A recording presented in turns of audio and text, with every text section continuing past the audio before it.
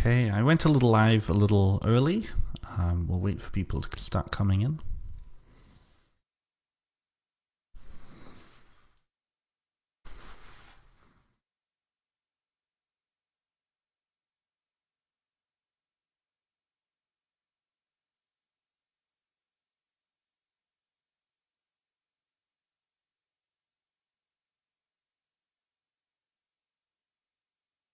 Jackie, hello Jackie.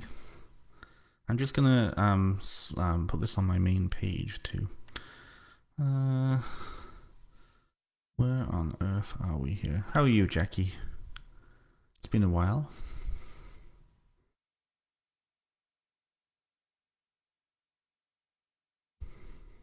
Oh. Okay, there we go. I'll share this. Oh, it's weird. Hello, Vicky. How are you? Oop. I'm actually glad you're both in the same chat together, Jackie and Victoria. So Vicky, Jackie just moved down to Welland area, down that way. Not Welland area.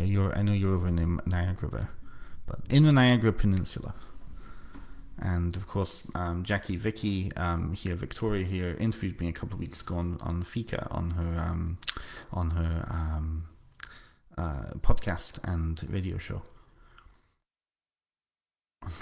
Hello, Ronan. Thank you. Hello, Juan. Niagara Falls. That's right, Jackie. It's Canada. It's all the same thing to me. I mean, BC, Quebec. It could be all the same place.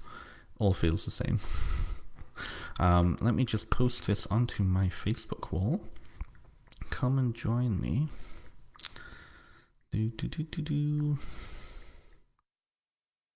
Oh. Okay. Okay, that is done. So it's not quite 7 o'clock yet. We'll just kind of keep going, waiting for people to pop in.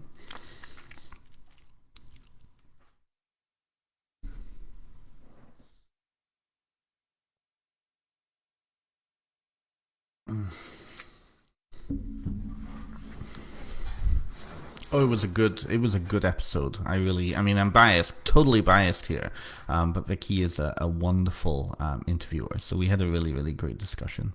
Hi, Dave. How are you? Welcome. Thank you for the congratulations. Hello, Tim. Oh, Tim. Hi, Tim. I'm pleased you're here. Well, I'm pleased all of you are here, I should say. I'm not singling anybody out tonight.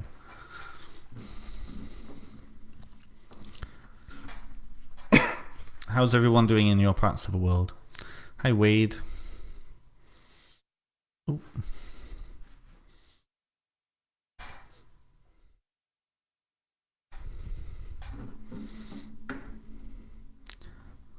It's kind of a strange setup. I haven't gone live on Facebook like this for a long time, so it's kind of a weird I singled other people out, Tim. I'm just saying, I've singled other people out.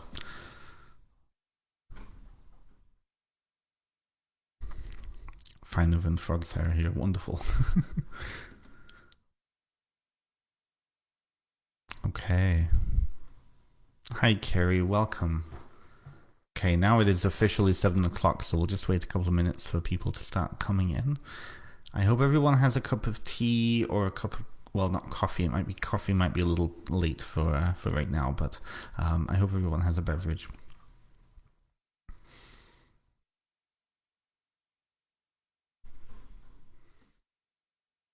This is my first time using this space for a live podcast like this, so I hope I'm coming through clearly. I hope there's not too much of an echo. How do I sound? Unbiased opinions from you all.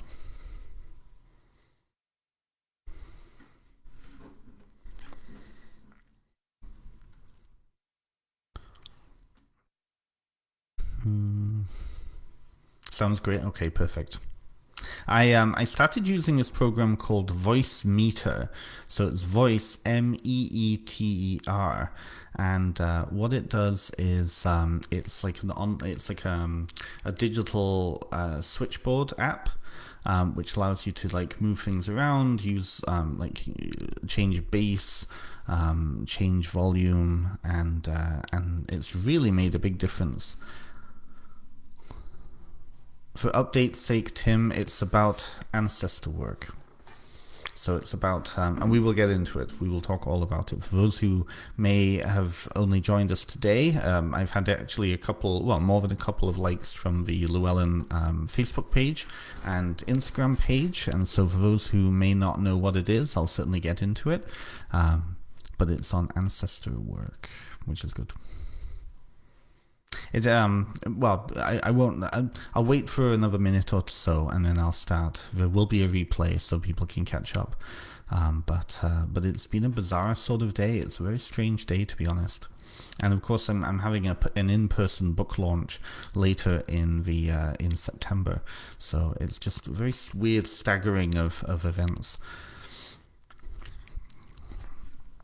Okay. Well, we've got 12 viewers, so that's good, I think. We can start. So let me just take a little swig of something here first. Oh. Well, so hello everybody. Welcome to the, I want to say welcome to the show, but this isn't a show. This is a celebration. Welcome to the celebration. So this is 2.5 years of work that has gone into this book, and now we can officially put this out into the world and celebrate the launch of Ancestral Whispers, a guide to building ancestral veneration practices, by some asshole called Ben Stimson. I don't know who that is, but so I don't even know how to do this. This is like, I've been to several other authors' launches online, and I really don't even know how to do this. So I think what we'll do for the next hour or so, or however long we hang out with each other, I'm not going to have you here until 9 o'clock, 10 o'clock, don't worry. But I think what we'll do is we'll go. I'll talk a little bit about the book. I really want to read the acknowledgements. That's one of the big things I want to do today, because so many of the people in the book that I've acknowledged are all over the world, and they won't be able to come to the book launch. Many of them won't be able to come to the book launch, but I do want them to hear me acknowledge them, and I do want to acknowledge them to all of you. As individuals who are ancestral to this book. So yeah, what a journey it has been. 2.5 years. I started first putting this book together in the midst of the pandemic. I sat down and started writing. I think the first page I wrote just after Boxing Day in 2020. So 2021, I sat down and heavily spent 8 months of my life putting this together, and then it took about 8 months for Llewellyn to get back to me after I submitted it. So all in all, about 16 months until I was contracted. And then the editing process happened. So, I mean, putting out a book is a long process anyways. But mine was just a little bit longer, mainly because I think the pandemic and a lot of the publishers were being bombarded with pandemic books. It was a very strange time. Of course, we all lived through it, right? But it was a very strange one for me because of the topic of this. So for those who may be watching this after the fact, thank you so much, Nick. Thank you and welcome. So for those who may be watching this after the fact, I think most of the people in here, I'm not familiar with Nick, so welcome, Nick. I think I recognize the vast majority of the rest of you. You'll have known it's about ancestor work, and you'll have probably maybe have heard a little bit about me speak about it. So what was important for me while I was writing this? Let's go back to the beginning. Let's talk a little bit about like kind of the genesis of this. So in 2019, I graduated from Transformational Arts College in Toronto, and I graduated from my spiritual psychotherapy course, and it was an amazing time in my life. It was 2 years part-time, and I had always wanted to take my social work training that I had done many years ago in a different direction. And so when I started to kind of put my life back together again in the, it's going to sound weird this, in the middle of the last decade, 2015, I started to put my life back together again and put plans in order. And so from 2017 to 2019, I was training in psychotherapy, and one of the big projects of that was a family history project. And what that really was to start to bring our own awareness as students and as psychotherapists, to trainee psychotherapists, into the context of our stories and our narratives. And how we did that was do family history. We looked at the way that our stories intersected with the stories of our ancestors and how those contexts contributed to our family systems of origin. And so ancestor work was quite important for me in that context, but I was also involved in a spiritual community at the time that also ancestor work was huge. And I went through some incredible experiences with it.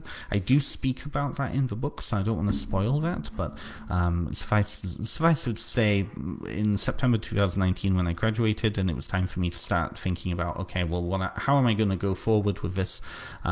I started putting together a ancestor veneration course, and originally it was a lot more psychotherapy based. So it was a lot more kind of counseling approach and looking at introspection, things like that. But I always wanted to bring in the spiritual piece and bridge those multiple parts of my life. And then, of course, what happened 6 months later? The pandemic hit. And we were suddenly locked down. Death was everywhere, and it seemed like a very, I want to say weird time, but it was a very interesting moment, because suddenly I was devoting 8 months of my life in 2021 writing a book all about how to work with dead people, and we were still in those lockdowns. I had just moved down to Kitchener, and so I had a lot of time on my hands to devote to this.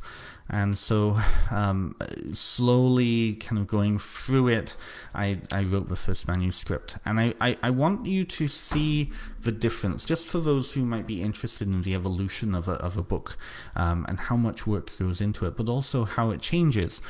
So this is the size of the printed volume. It is the final volume. I believe it's 200. I believe it's 85,000 words, and it is 248 pages long. So that's pretty typical for a Llewellyn book, first time Llewellyn book. Hi Jen, welcome.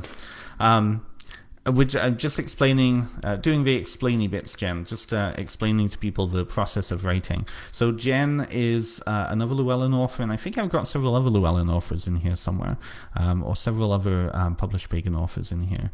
And Jen's book is coming out. When is it coming out, Jen? Put it into the chat when your book is coming out. I know your Oracle, your Tarot card deck just came out, right?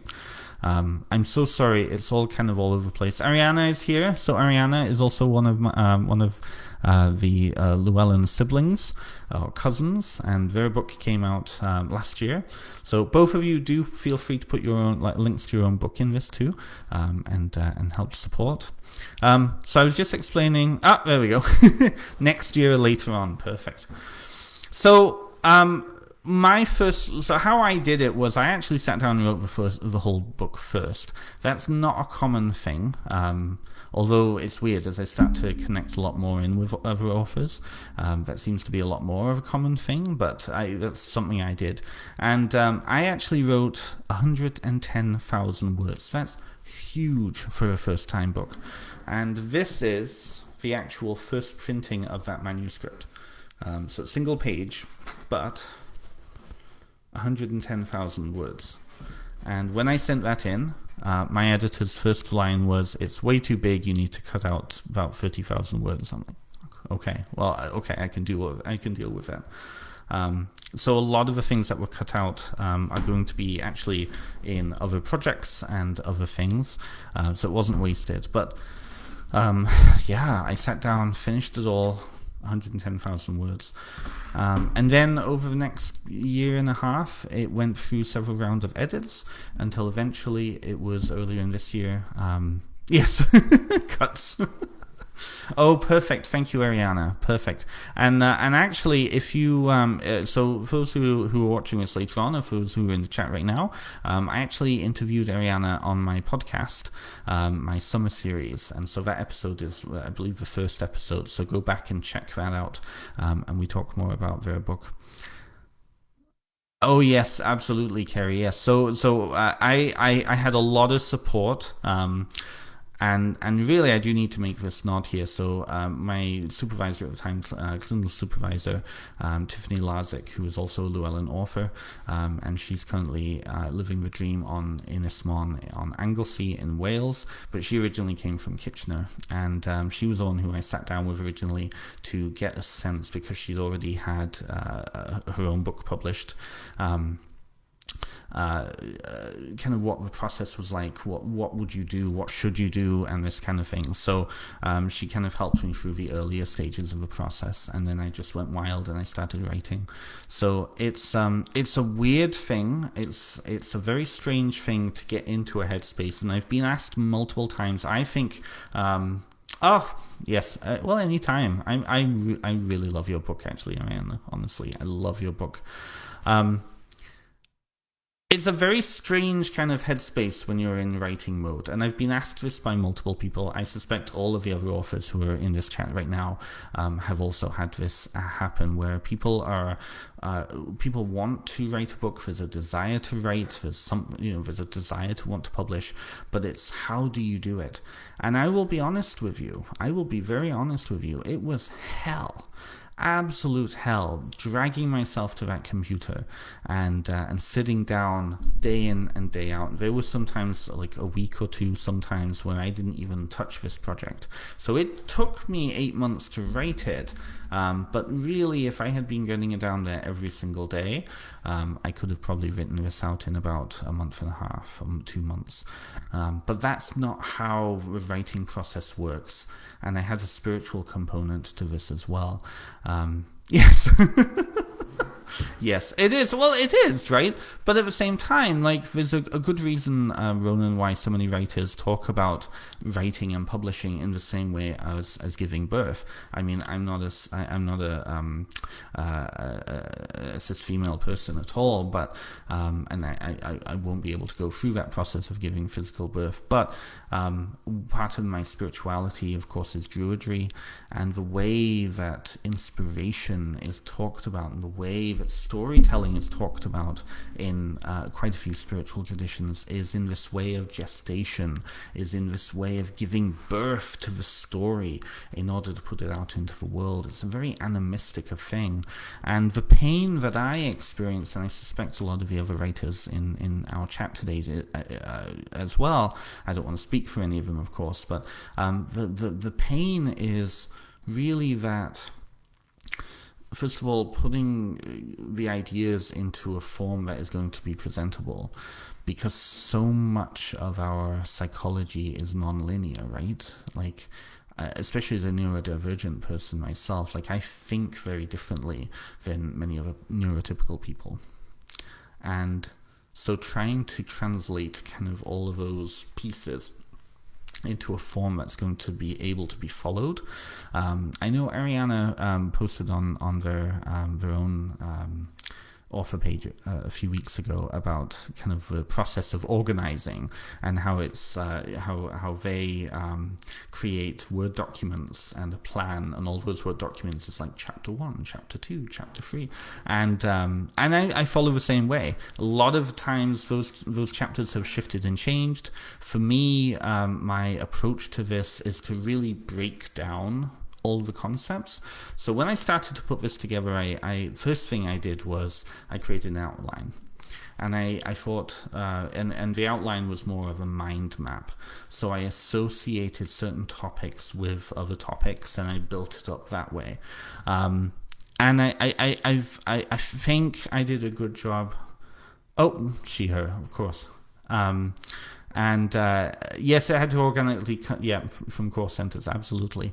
But it's fascinating how much in my own process I learned about my own thinking process in that way. I learned about association, how I associate things, and I think most writers go through a similar process. I think most creative people go through a similar process, regardless of what we're creating, right?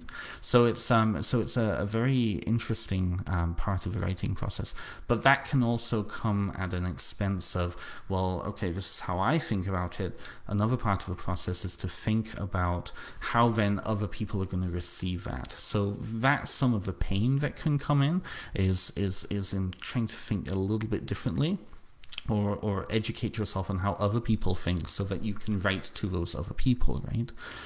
So that was a big part of the process. So then over those 8 months, I put it all together, and it was interesting from a spiritual standpoint. What things kind of dropped in my lap as I was writing. It seemed like the perfect documentary would appear on, posted on Facebook, or it would appear in YouTube, just when I needed that, or just when I needed that example. So I wrote this from, and I'll get to your couple of questions in a moment. So I wrote this by looking at a lot of the other ancestor works that are out there. There's at least a gaggle of about 8 or 9 in the past, probably about 5-10 years, specifically to kind of neo-pagan and alternative spirituality ancestor work. And so I looked at how they had framed and what topics they were covering. And a very good piece of advice I was given was, write the book that you would want to have read when you were younger. And I think a lot of the authors that I have interviewed, that's a recurring theme. Eventually it gets to that point of, write the book that you would have wanted. And so I reflected on that piece, thinking about my own process. Like, what would I have wanted when I started to engage in ancestor veneration? What would I have wanted to know? What would I have needed to be deconstructed for me? And so that's what this really is. In this book, I don't tell anybody what to do, what to think. What I do is I present cross-cultural examples, and I ask good questions. So we focus a lot on worldview, and coming from that space of worldview and understanding your own worldview, because worldview is really the underlying foundation that everything, including ritual practice, eventually will emerge out of. Right. We don't tend to do things that don't make sense. There's always an understanding of an underlying logic behind, even if that logic is based upon certain assumptions that are within certain religious traditions, right? But we're logical creatures, so we tend to approach things from a logical standpoint. And so the first real half of the book is all about exploring worldview, exploring belief, then how that worldview transitions into relationships between individuals and themselves, individuals and community, community and selves. So there's a lot of pieces. And then the second half of the book is entirely about developing ritual practice, the lived experience. I'm going to maybe annoy people by this, but I'm going to get a little bit on a soapbox here. I think my biggest criticism of the pagan community and the kind of alternative Western spiritual traditions is that at least many of the 101 books that are put out there give people things to do. They give them rituals, they give them spells, they give them holidays. And oftentimes this can be a very negative thing, because there can be a disconnect from those pieces. There can be a sense of, well, I need to practice it this way, and so then ownership isn't there's no ownership of that until eventually people move into and become comfortable with their spiritual practice and start to shape things how they need them to be. Again, from a worldview, there's a lot of pieces, and I talk about that in the book too. So ritual practice is, again, I don't give anybody rituals. But what I do is I break down the hows, the whys, the suppositions, all of these things of different aspects of ritual as a form of communication with the spiritual. So we're working with spiritual beings in veneration practice, and so we're communicating through the medium of ritual. We're communicating with the land, we're communicating with spirits, we're communicating with God or the divine, and we're communicating with ourselves through a communication medium, which is the ritual. Because when you think about ritual and various parts of lived spiritual practice, they're all symbolic in nature. They have meaning, and they can be read depending on kind of who's reading it, right? So we devote, a lot of our spiritual rituals are usually devoted towards deities or spirits of some kind, and a lot of the elements of those rituals tie into greater cosmological kind of worldview, but they're also meant to be communicative, and the language of spirit is symbolism. So I tend to come out from this point. So let's get to a couple of questions, because there's a couple of questions here. So let me just see. Let's see. And yes, it has to grow organically. Absolutely, Ariana. So Ronan, I'd be curious to hear more about how your neurodivergency intersects with your spiritual practice, and whether any of that gets a nod in your book. Absolutely, I do talk about the neurodivergency in the book. It's not a big focus, because the focus is on more of a generalized practice, but what or audience. But what I have noticed is that there tends to be a linkage between forms of alternative spirituality, identity, and lived experience, and neurodivergency. So kind of a running joke in the queer community is that, you're a trans queer witch who is also neurodivergent and on the spectrum, right? And I think that there's a lot to be said, who is also polyamorous, right? Just goes on and on. There's a lot to be said about those connections. And in truth, when I actually admitted to myself I was neurodivergent, I was born with a condition called dyspraxia, which is a motor control neurological issue. It doesn't affect my physicality, but it does affect my fine motor control in my mouth. So I had to go through speech therapy when I was a kid. That's why my accent kind of goes all over the place depending on who I'm talking to. But that also affects how I think and how I construct kind of my understanding of the world. And so learning about how you think is really important then for it showing up in practice.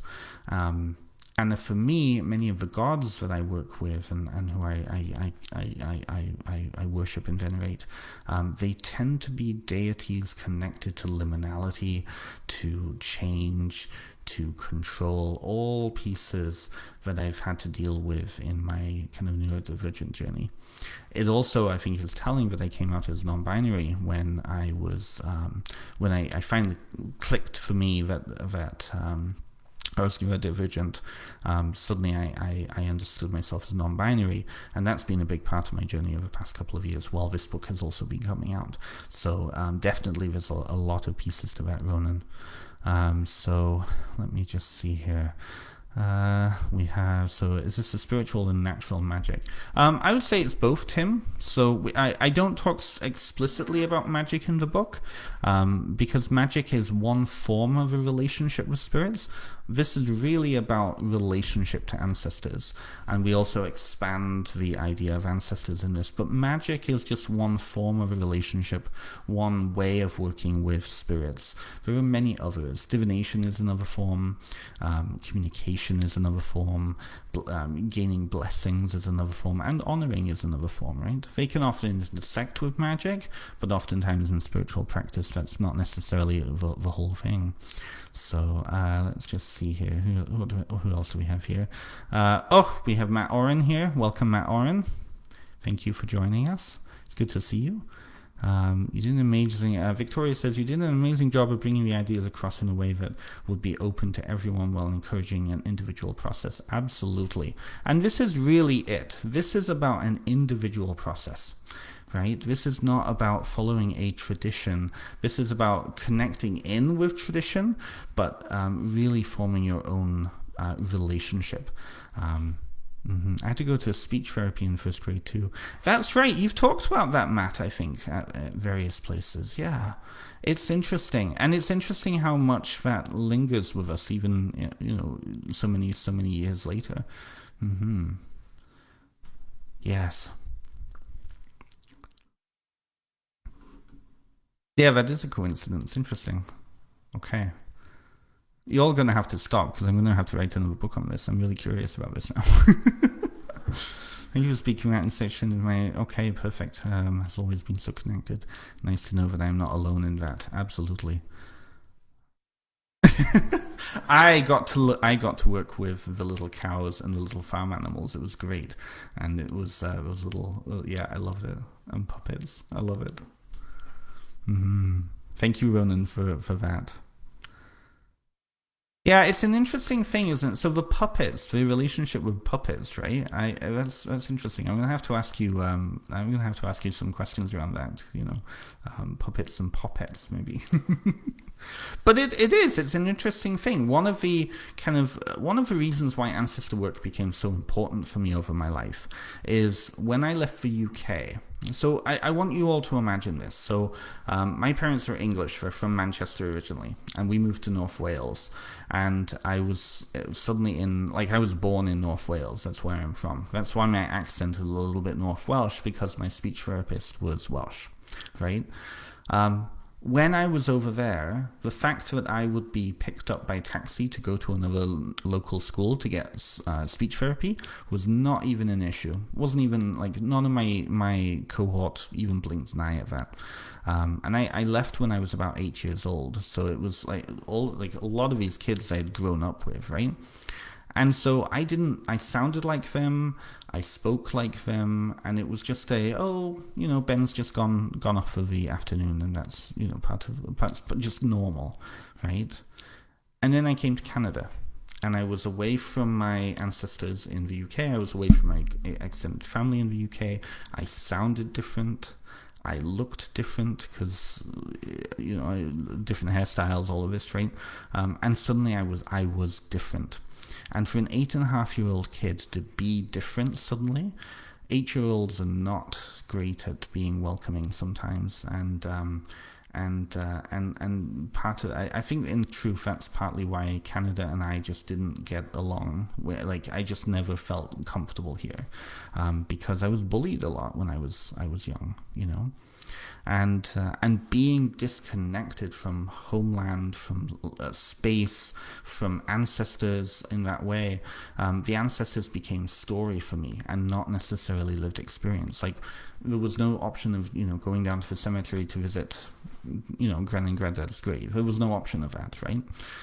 Because I'd have to swim a very long way, and the North Atlantic is a very cold ocean, so I wasn't going to do that. But that, I think, is why a lot of the pieces of the book that come out is about story, and it's about exploring relationship, because a lot of my relationships with my ancestors is of a spiritual nature.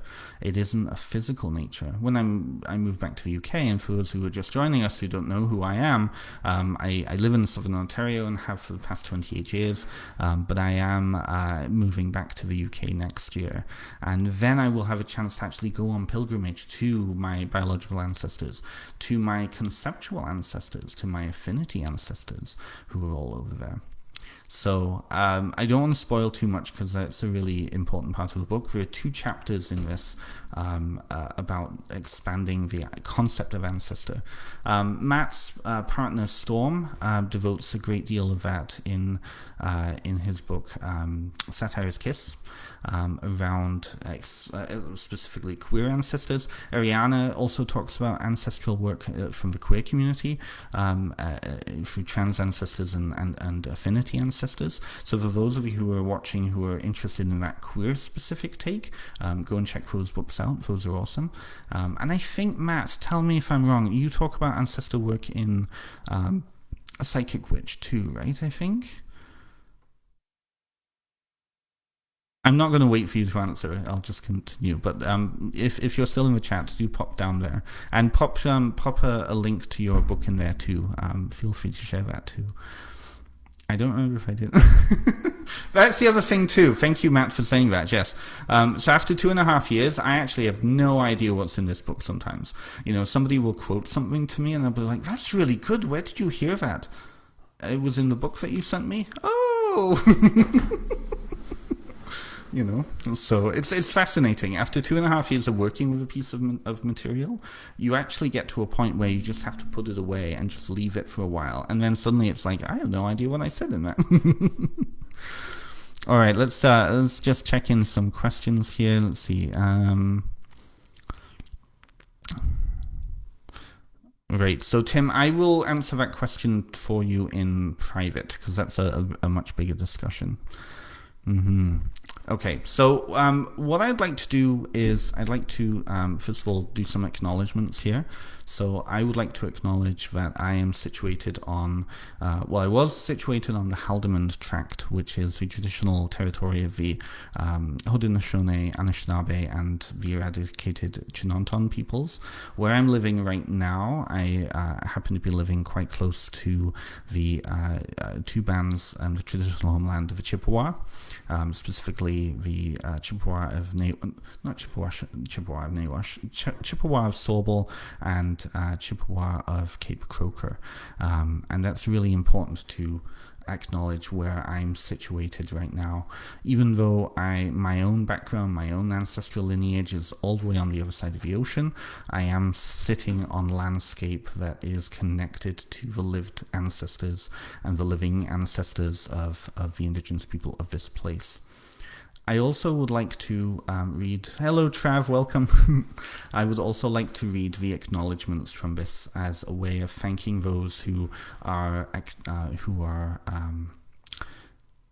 ancestral to this book. So these are the individuals who helped me along that journey, and many of them are all around the world, so I won't have a chance to thank them in person at my in-person book launch later in September, and then we will go through and I'll read a couple of pieces.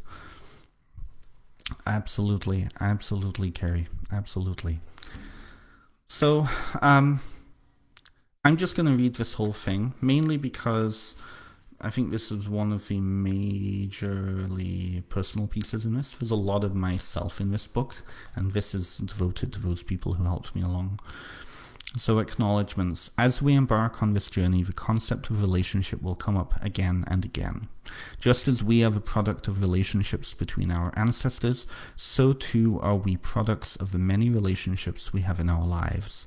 I am blessed in that I have had a lot of support during various points in this process.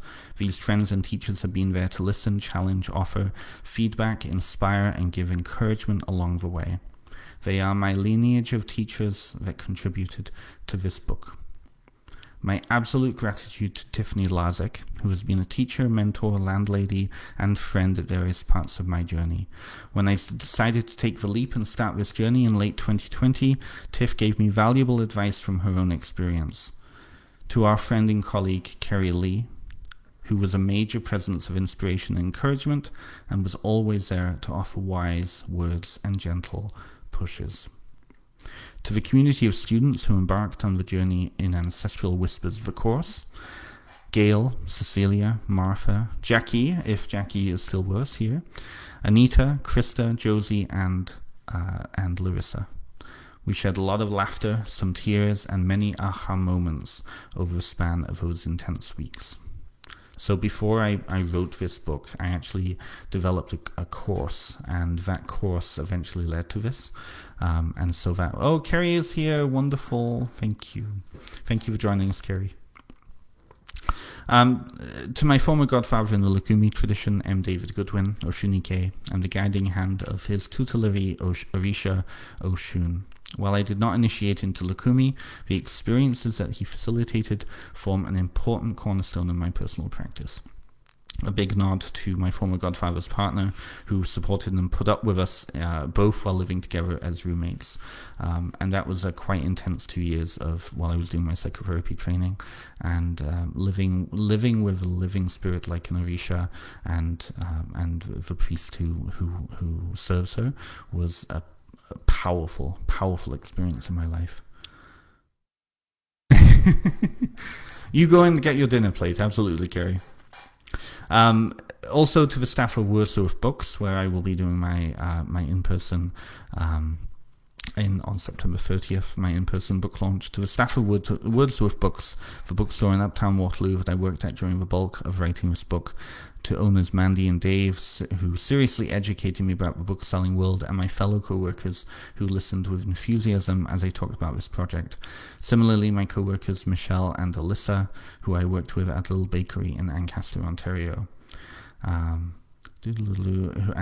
who listened enthusiastically as I shared with me their love of genealogy and family history as I wrote up the very early notes that would become this book. I would be remiss if I didn't point out those other supporters in my life or important people who have been on this journey with me in the past few years. To Baba Ogbedi for helping to keep me grounded and sane through this process by wit and the sharing of many memes. And that was really, really, really helpful to open up and have so many ridiculous memes in my inbox. His patience for my tendency to write epistles the length of Romans 1 and 2 at the least excuse was most appreciated. To one of my best friends, Finley, who has journeyed with me these past 6 years, I think actually longer now, this is 7 or 8 years we've known each other, and whom I bonded originally with over ancestral magic. Finn kindly beta-tested the course that evolved into this book. I cherish and deeply respect her thoughtfulness, compassion, and vulnerability. To the community of Tribal Hearth, who had a pivotal moment in my life, reintroduced me to my spirituality.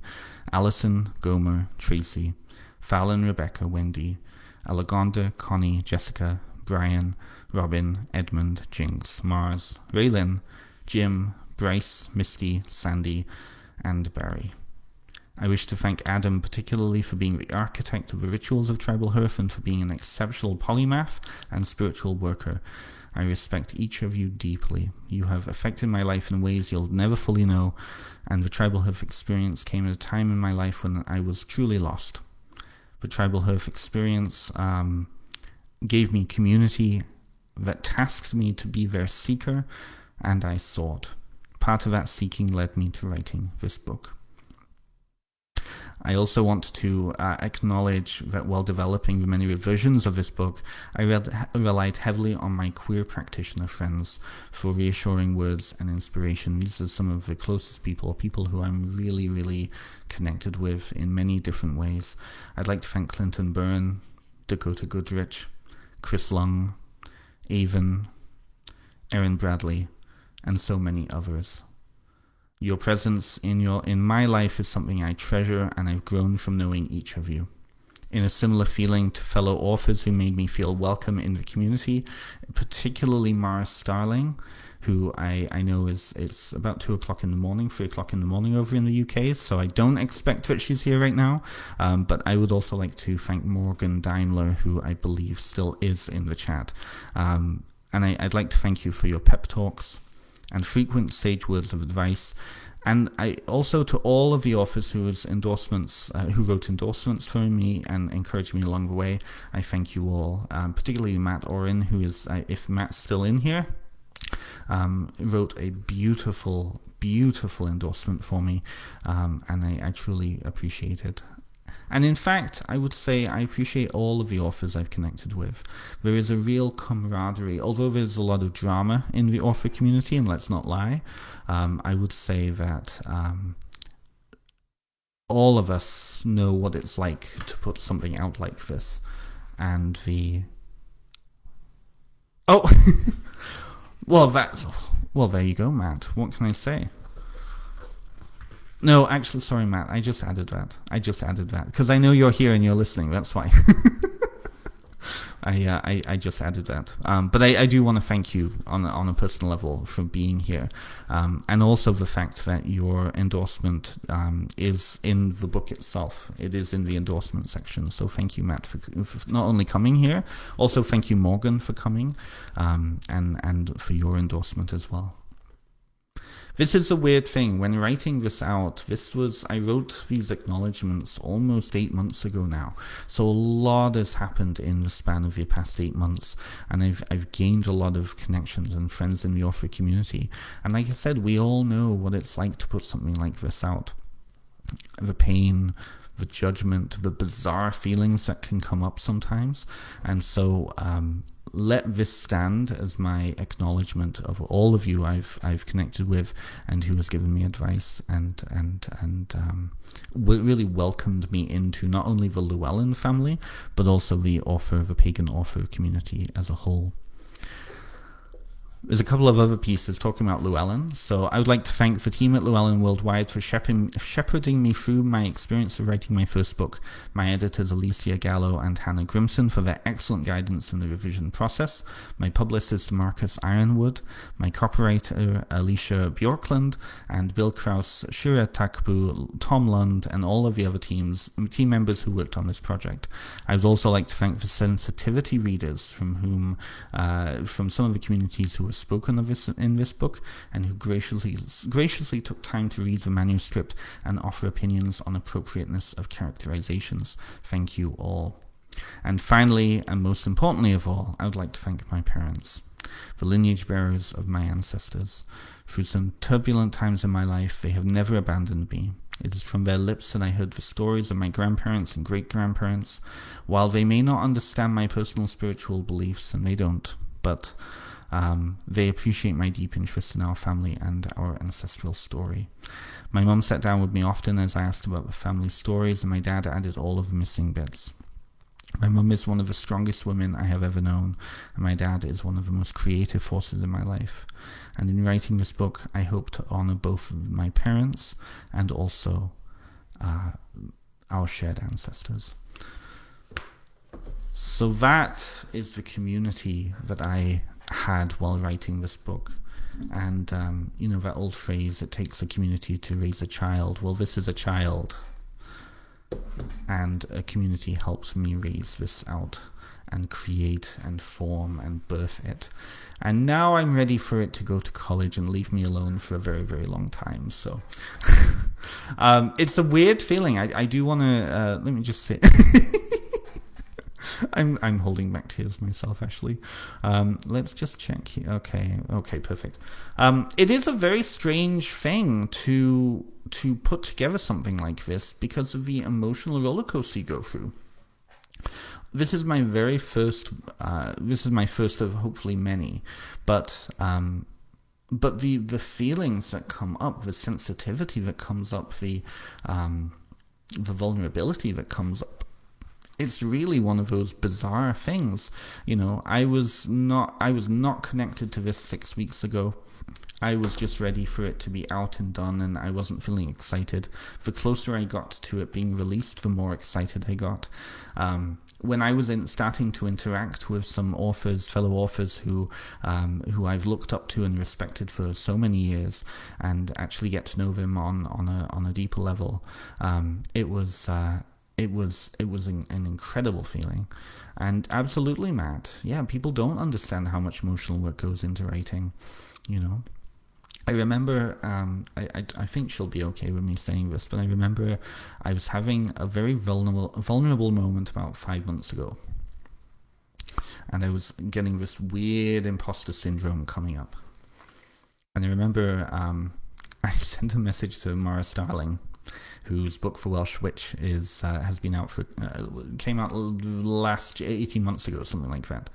And I just sent this long big thing, and her response was, well, I don't think I'm the right person to be asking this right now because I'm also going through a meltdown, so I don't know how helpful I would be. And it's true. It's one of those things. But it is that. Oh, I love her too. I love her, Matt. I really do. It's one of those things that you can't anticipate. You can't anticipate kind of what will come up. You can't anticipate how you'll react to that. Especially as the book comes closer to being put out there. You know, one of the biggest things I have been told is don't look at reviews. And in fact, all of the authors who are currently in this chat right now have told me that. And it's true. It's one of those places where you have to have a certain detachment. And so I have a certain detachment. But I also, it is so friggin' cool to be able to have this out here. But now it's out of my hands. Now it's out of my hands. Now it's in all of your hands. And for those who might watch this after the fact and who have been reading it, really this book is for you. This book is about you. The content of this book, the preparation I put into this is about you and your relationship with your ancestors. And that's a very humbling thing, because although I give my experiences of my relationships, it's all about you. Oh, perfect. Well, go and enjoy and have dinner, Dave. Thank you for joining us, and you can check out the rest of this afterwards. Actually, I'm going to plug my laptop in so we don't die here.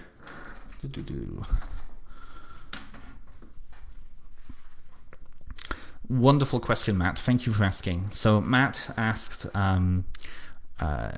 what was your favorite part of writing it? Is there a specific part you particularly love more than the rest?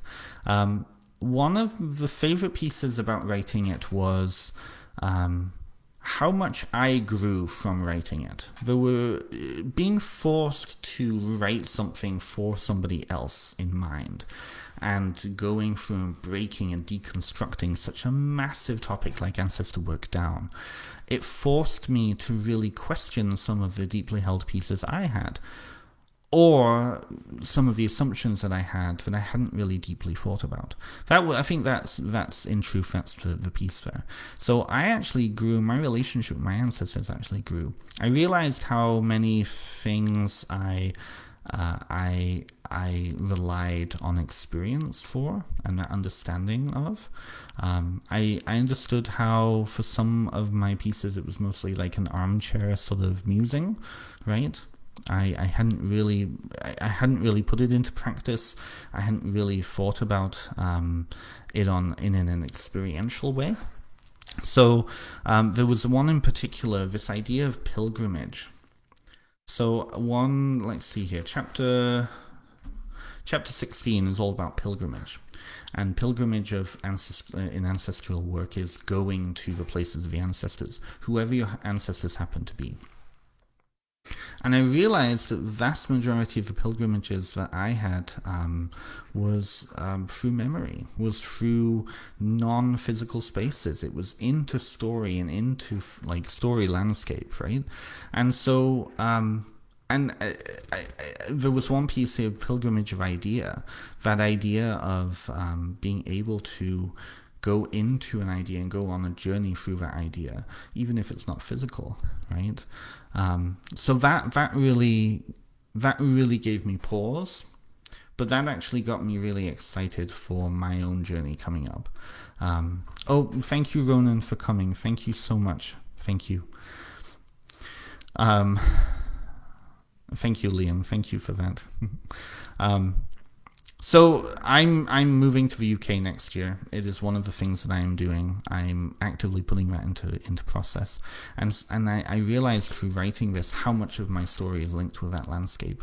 And so I'm becoming really excited as I'm looking at the ways that other people do pilgrimage in a spiritual sense, of one day going and doing pilgrimage, and exploring the places of my ancestors, but not just my biological ancestors, all of the other forms of ancestor that I devote 2 chapters to in this book. To get to your second question, is there a specific part you particularly love more than the rest? And yes, one of the 2 chapters on expanding the concept of ancestor is huge for me, because because story is such an important part of my spirituality, and in truth, I think a lot of humans, their connection to narrative and story is so profound. I thought that the 2 chapters I wrote about expanding concept of ancestor was huge, and I'm actually putting together a class on how to work with this idea of fictional ancestors. And the point I make in the book is, when you look at ancestor work as a form of relationship, we in the Western world tend to only focus on that relationship of blood. But when you expand that, and other writers have been writing about this too, when you expand that to include other forms of relationship that has impacted and built who you are, then that creates opportunities for other forms of ancestors. And so I sat with some of the fictional characters that that have been along my journey. So one is Harry Potter, kind of a fraught one to have, but I want you to imagine this. 8.5 years old, I come from the UK, I have glasses, I have an English accent, suddenly I'm British, because I wasn't British when until I came over here. And it was around the same time that Harry Potter was starting to come out. So what was I taunted as? Harry Potter. And so Harry Potter has been a character that has been used against me in my life, but whose story I really resonated with. I resonate with kind of that journey. And so as the years have gone by, and even now people are like, oh, are you Daniel Radcliffe? Oh no, I'm not Daniel Radcliffe, but sometimes I might look like him. And having a scar on my forehead now doesn't help that, but being able to relate to the aging Harry Potter, and knowing that when I was younger I felt very similar to him. I felt outside of the world that I was forced to be in. I felt connected to this whole other magical world, especially when I was a teenager and started to explore that for myself. My relationship to Harry Potter has in many ways developed who I am as a person, and in that way he is ancestral to who I am. So it's exploring that piece, which is really cool, and so I really enjoyed writing that piece. Use of fictional ancestors makes sense to me.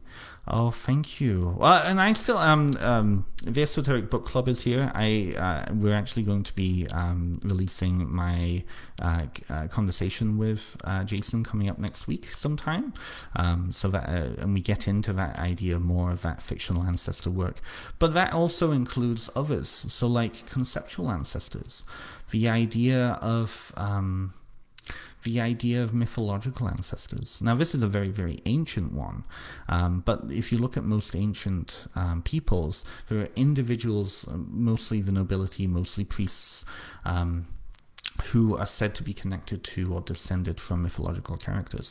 And if you look at like British and Irish and kind of European mythology, oftentimes you'll have those as well. You'll have communities who are said to be connected in with or be descended from fairies or selkies or water spirits, right? The whole Plantagenet dynasty was said to, and the Dukes of Anjou was said to be descended from Melusine, the water demon or water demon.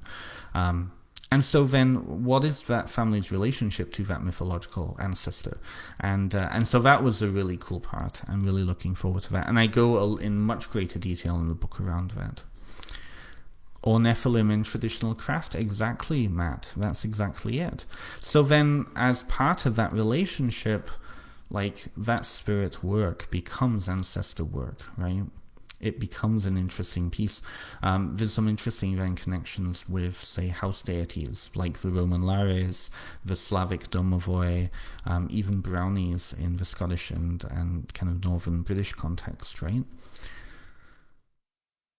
So thank you for that question. That was a wonderful question. Thank you. I hope I'm not rambling. We will get to some excerpts here, but those 2 chapters are my favorite of the whole book. Let's see here. Trav asks, did you learn anything about yourself you didn't know or realize before writing this book? Yes, I actually did. So I realized how much I was holding on to. there was a lot of times where I started to work on a section in this book, and I realized that my own kind of anger or my own interest or my own relationship to that thing made it suddenly a really big thing, and particularly around the idea of death. So part of the reason why my first manuscript was 110,000 words was I had a whole first section on exploring death and dying and that process. And I realized that I actually didn't really know much about death, to be honest. When I was a kid, the only person who had died that was of major importance that I really knew was my grandmother. And we weren't allowed to go to her funeral. We were kids. I mean, I was about 5 years old at the time. So my dad decided, or my parents, somebody decided that that we weren't going to go to my grandmother's funeral. When my other grandparents, my father's parents died, I was way too young. I was only 3 years old, so I didn't even know where my hand was or what my face was back then. So I wouldn't have known that these people had passed. But when my mother's mum passed, that was a big thing. When we moved to Canada, my remaining grandfather died while he was over there, and we never travelled to his funeral either. Same with my great aunt over here. I never went to a funeral for her. So my relationship with death has always been kind of, mostly through pets and things like that. What I realized with this ancestral work, though, is it isn't about death. Right? People, I think, when they start to think about ancestor work, they think, oh, we're going to work with dead people. Well, that dead aspect is just one aspect of who they are. It's a state of being. It isn't a continued existence for them, right? It is a transition point. And so I think in many ways, Trav, if truth be told, my spirituality has just expanded exponentially because of it. Because I realized that, if I don't have to necessarily connect with and keep them as just dead people. I can connect with them as people. They just happen to be dead. And that really opened up a lot of things for me. I think I talk about that a lot in the book, actually, to be honest. So let's see. I didn't realize before writing this book. I think the second piece to that question was in writing the book, I realized how much I took for granted, actually. It's a weird thing to practice, and I think all of the spiritual practitioners who are in this chat today will know this. It's like speaking a language, right? You can speak a language and be very good at speaking the language, but when it comes time to teaching that language, you probably don't know, because it takes a certain form of jargon, it takes a certain form of approach, and so when it came time to actually breaking down a spiritual practice, I had to do research on that. I had to learn some specific religious studies jargon.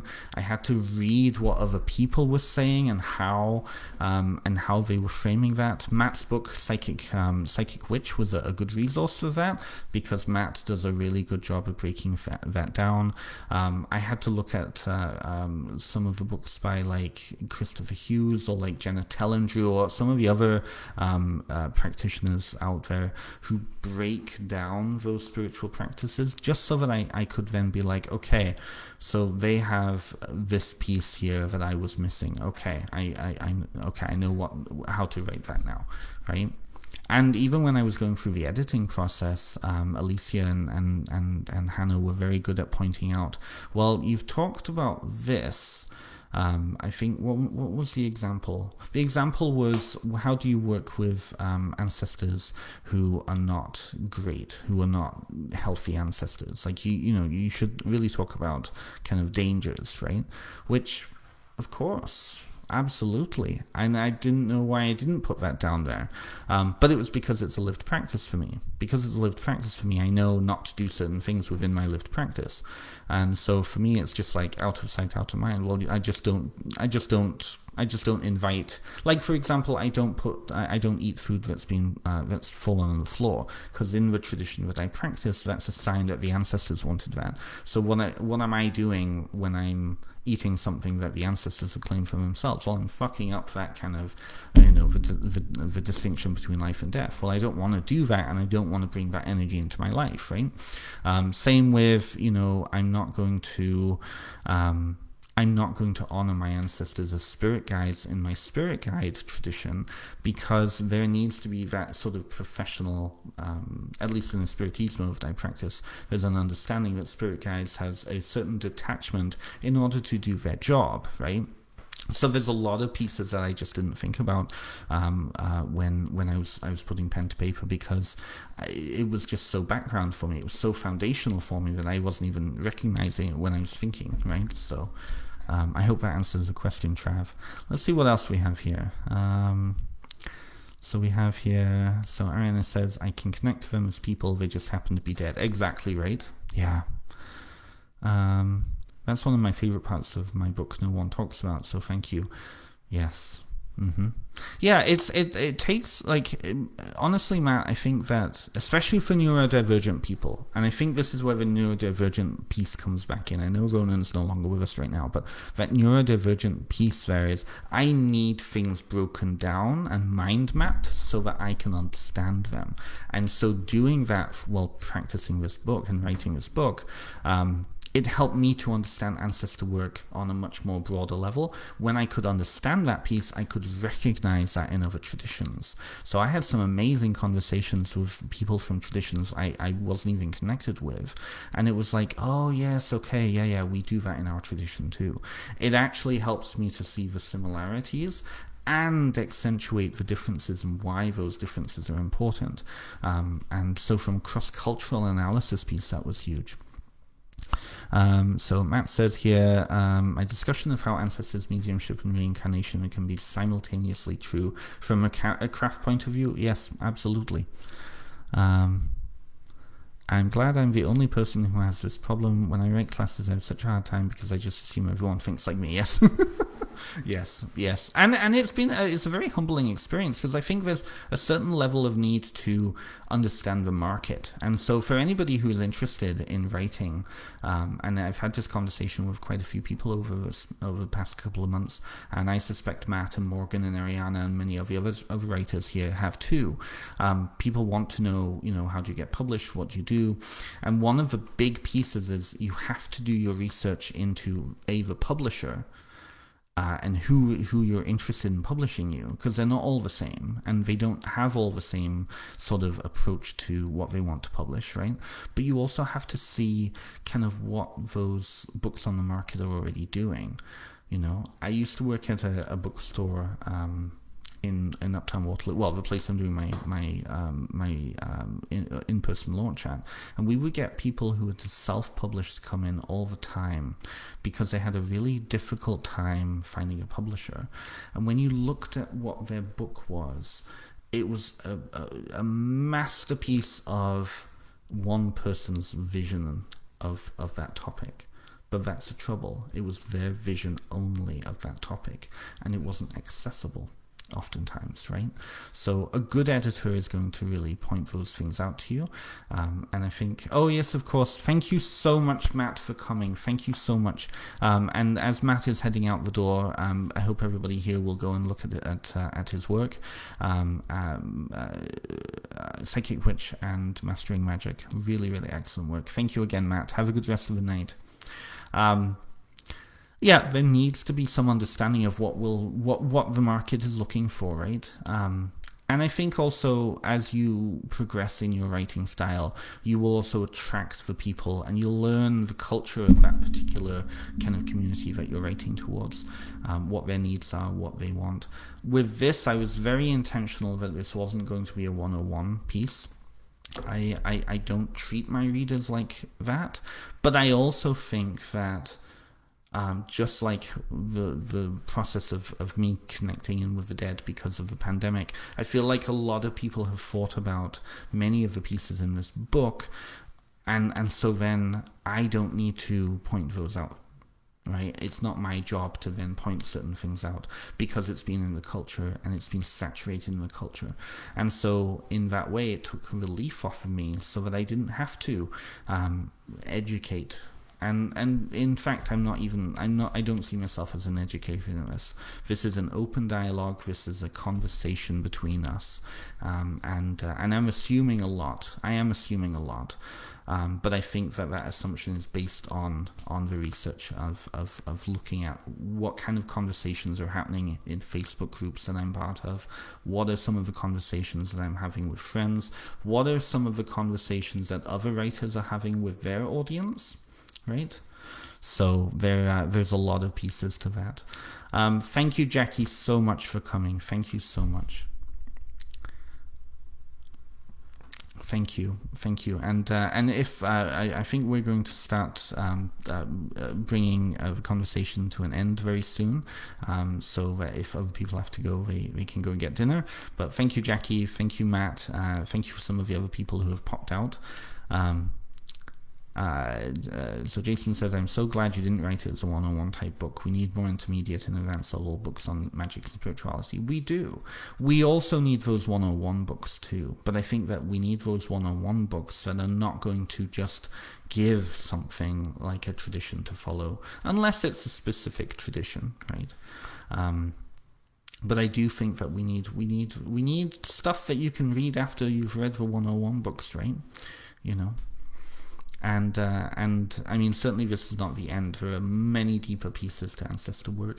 I have put in the back a lot more, a very robust resources and further reading list, so that people can take certain parts of this book deeper, and that I relied heavily on not only my publicist but also some of the other authors that I was connecting in with to give me advice on that. Also, again, coming back to that central piece of I wrote the book that I would have needed when I was younger, and so some of the resources that I have found would have been really helpful for that, you know.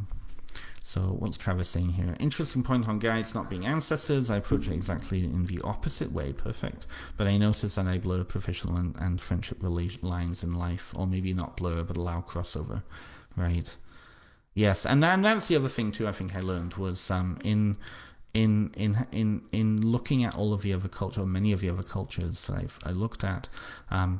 How much of our culture determines how we conceptualize, and as a neurodivergent person, I'm very interested in those, mainly because oftentimes I just break them down, right? But it is one of those things. A lot of how we even conceptualize the difference between ancestor, spirit, and deity, there's a lot of blurring going on. It's a continuum, right? It's very socially constructed.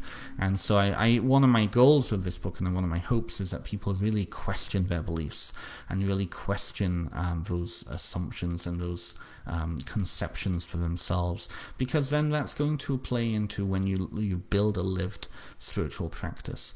How you communicate with spirits is going to be determined in how you actually see those spirits, right? In what you view those spirits as being, what their natures are. Sometimes it will be tradition based. A lot of times it's personal gnosis, right? Personal gnosis as affected by the cultural context that you exist within. So it's really important to understand those pieces. Yeah. So it is 8:10. We've been going through about an hour and 10 minutes here. So I would like to actually thank everybody who joined us tonight. This has been wonderful. I feel like it's just flown by, though. An hour and 10 minutes has flown by. But I do want to thank everyone for showing up, and everyone who's going to be listening to this in the long term. I'm going to answer a couple of extra questions, say the next 10 minutes, 15 minutes, and then I think we will close tonight down, and we will officially launch and say thank you to Llewellyn for this. So I'm going to open the chat up to any questions. There may be some questions I think are bigger questions, so I won't ask them. But the floor is now yours. Thank you so much, Bill. Thank you, Kerry. Thank you, Ariana.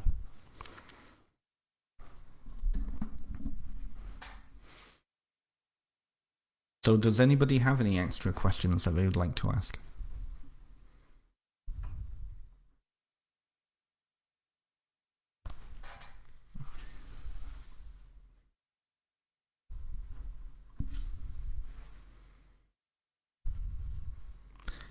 Thank you, Carrie, so much. Thank you. I hope you have a good weekend with that too. Thank you, Carrie. So, thank you, Yemile. This has been so great. This book is needed, and I'm so glad it's out here. Many will benefit from reading it. Thank you so much, Ashley. That's really, really kind of you to say. Thank you. So Wade here is asking, in your book you mentioned the dumb suppers. How else has food played a role in your ancestor work? The context of the ancestor work that I started out with, although I realized that ancestors have been a part of my life for a long time, as a spiritual practice, it was actually within the context of Lukumi. So when you think about food, now again, this is very contextual to culture. So Lukumi or Santeria is the kind of the North American term for it. Or when you think about that community and that religion, it's a community-based religion, right? It is a religion. It isn't an individual path religion. There is individualism within it, but it's mostly a collective religion. And particularly from an area of the world where food insecurity is always a possibility, right?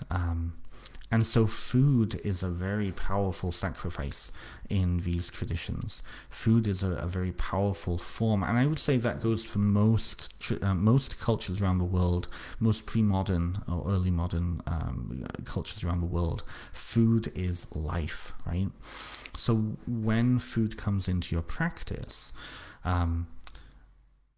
when you're, and this is for spirits, ancestors, deities, land, however, whatever other you're connecting with, when you are giving up a food, it is a direct sacrifice. It's a big sacrifice, and it's a good showing of that respect that you have for those others, right?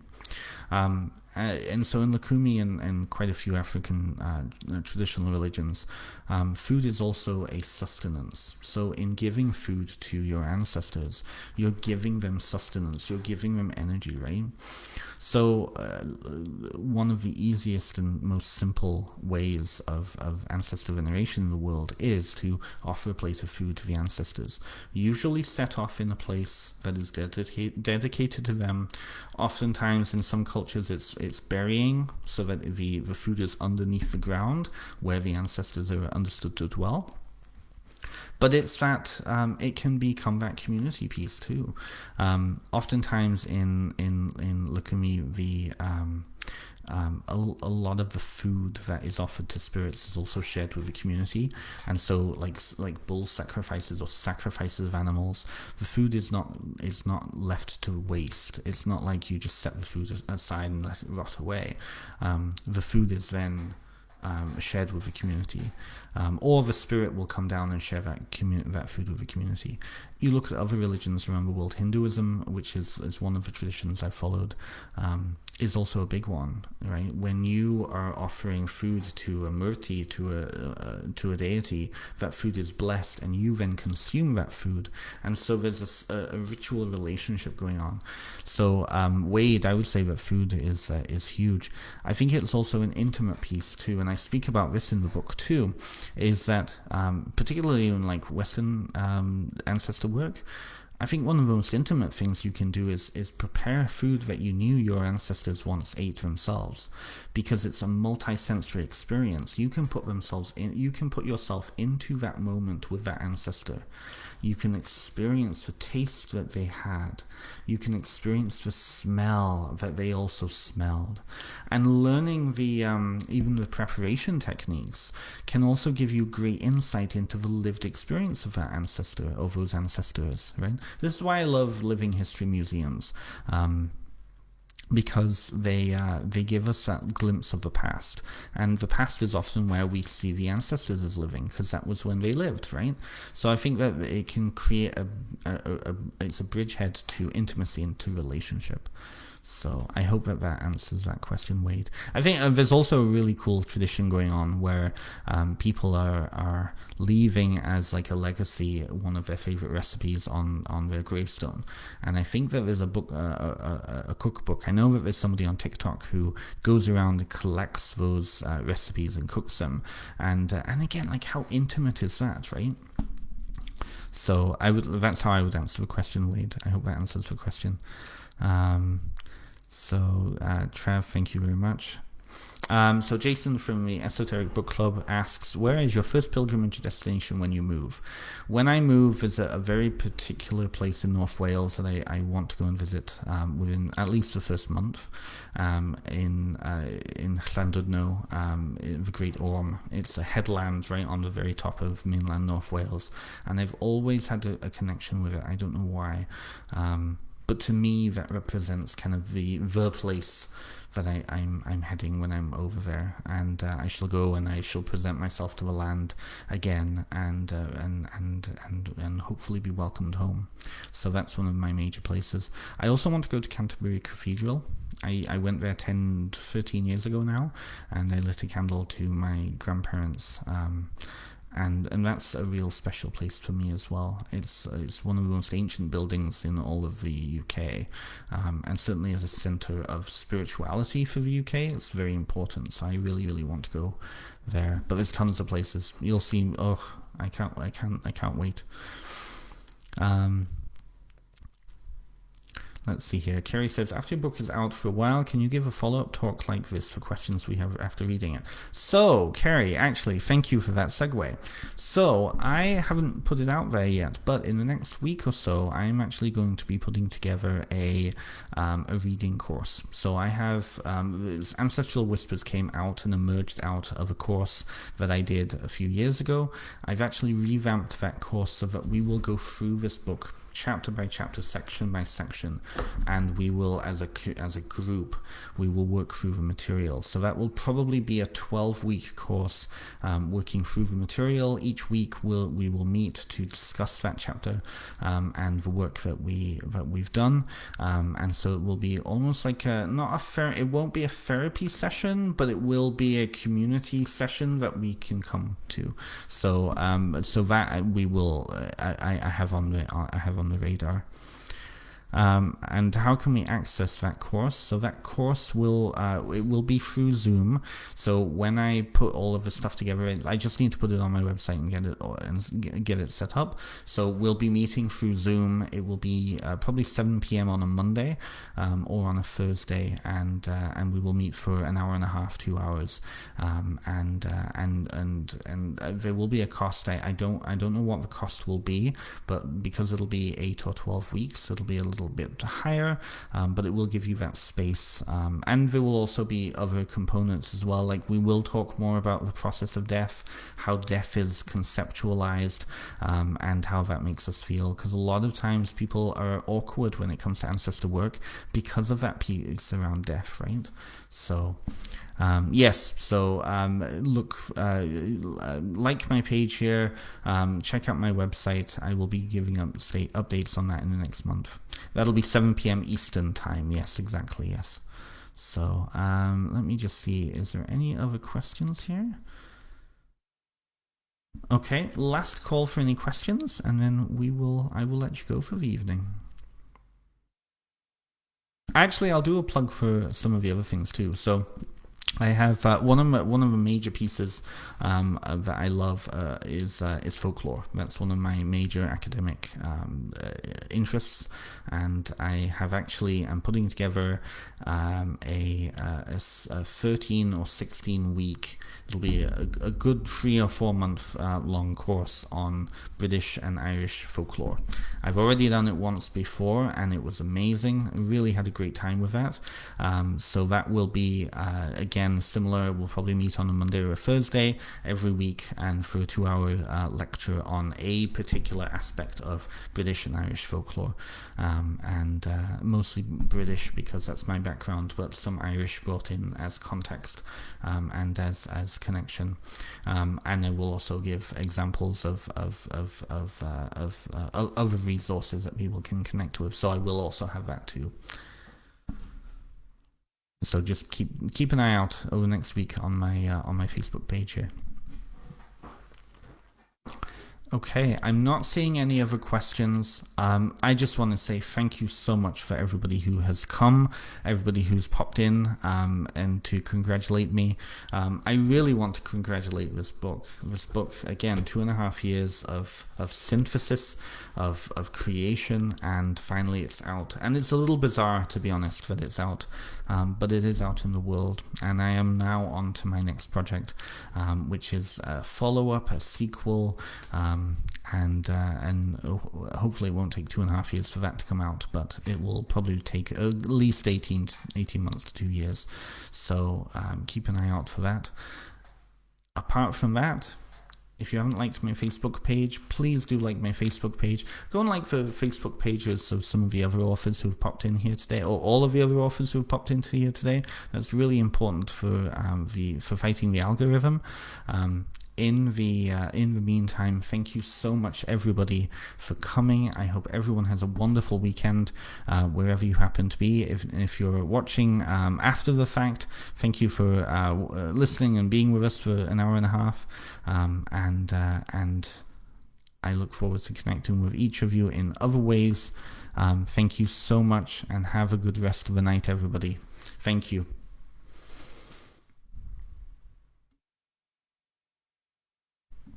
Have a good night, everyone. Good night.